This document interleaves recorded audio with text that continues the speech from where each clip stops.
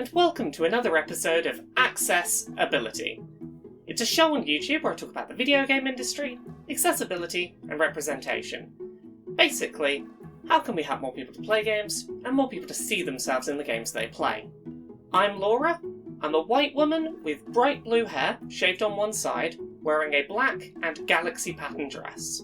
When we talk about accessibility in video games, typically we're talking about one of two different kinds of accessibility.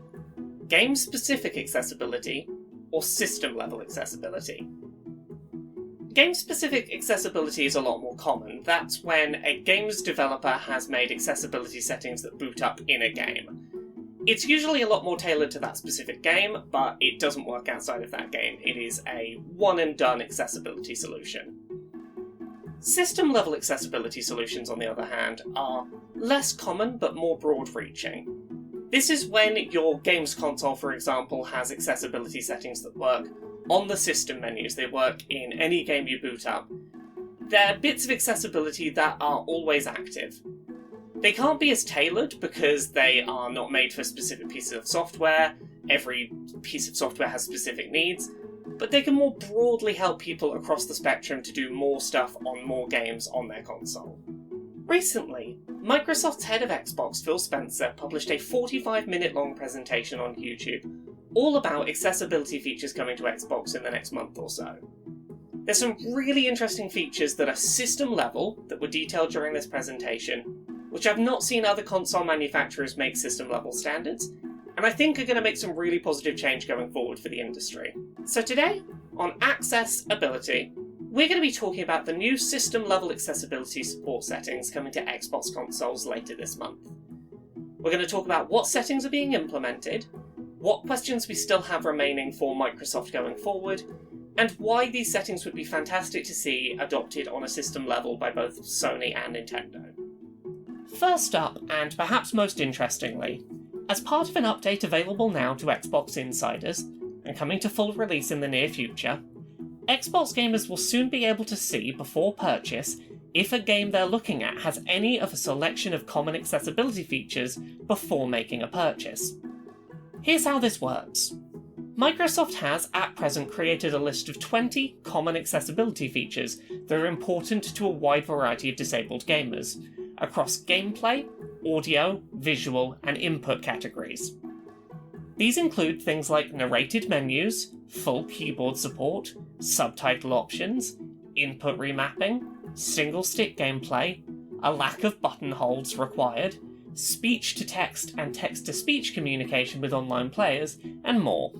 Developers can select these options if featured in their game, and have their presence listed on the Xbox Store, so that players can pick up those games with confidence they will be able to play them, without having to first do external research. Additionally, developers can choose to link to an external website from within the store page with more accessibility information not covered by these common tags. In order to have those tags listed on a game on the storefront, there are apparently Microsoft certification requirements in place to ensure that the included feature meets a certain level of quality.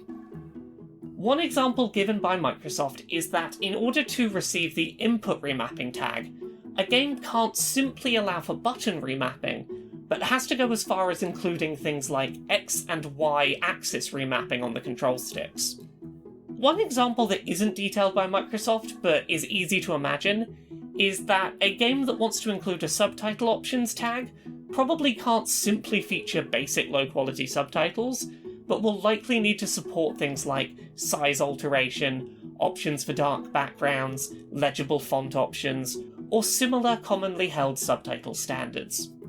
Over time, Microsoft is going to add more tags to this list of 20, as well as the ability to search the main store by filtering lists to only show games with certain features tagged as available. At launch, the main way to find games with specific accessibility tags is to go to the new accessibility menu in the Xbox Store and search by feature in there. There are a couple of questions about this feature that Microsoft has not yet answered or made clear on a player side. It has not been made clear if, going forward, developers will be required to tag their game's accessibility features, or if this will remain an entirely voluntary feature on the developer end. I would love to see it become a mandatory part of certification to properly accessibility tag features, but much of the language used in this video presentation suggests that it will be a purely opt-in system, at least in the short term. In other changes coming this month, the Ease of Access system menu on Xbox is now renamed as the Accessibility menu, to make it easier to understand at a glance what options are held within it. A new system-level night mode feature allows players to customise the level of brightness and blue light presented when playing on Xbox. You can lower your brightness, shift tones toward orange and away from blue, and set this to turn on and off either on a timer or manually.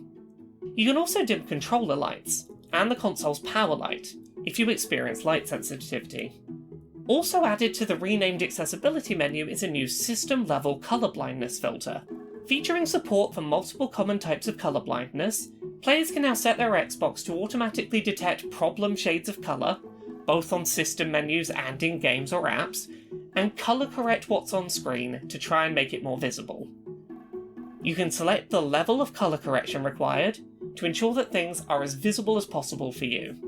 This is never going to be as perfect as a handcrafted colourblindness mode made specifically for a single game, but it does mean that games with no colourblindness support on Xbox consoles now have at least an automated solution which should make a large number of the console's games more accessible, as well as providing support for things like movies watched on the system. Lastly, in the next iteration of the Xbox Game Development Kit, a series of resources for game developers focused on accessibility will be consolidated and more prominently positioned. Developers will be more actively encouraged to take advantage of Xbox's accessibility testing service, where they're told if their game meets Xbox's internal accessibility standards, and if not, how they can get there, as well as being pointed towards a new online course designed to teach and test knowledge of accessibility standards and support options.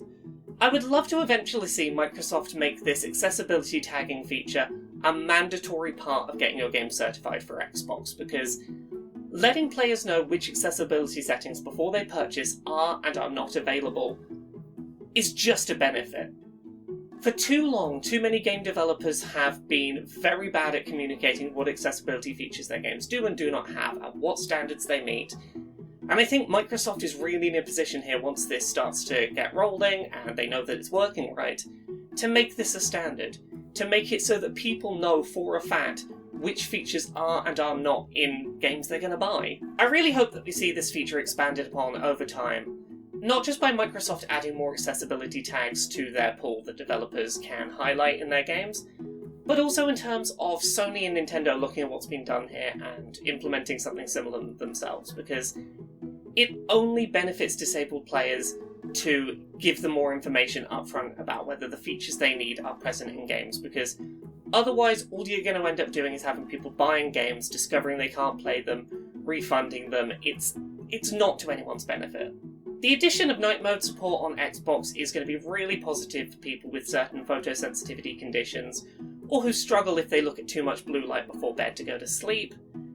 The addition of automated colourblindness filters is going to be really useful for people who want to play games that don't have their own dedicated colourblindness modes. It probably won't be a replacement for dedicated software-level colourblindness entirely, but it's a step forward and it's going to make more games more accessible.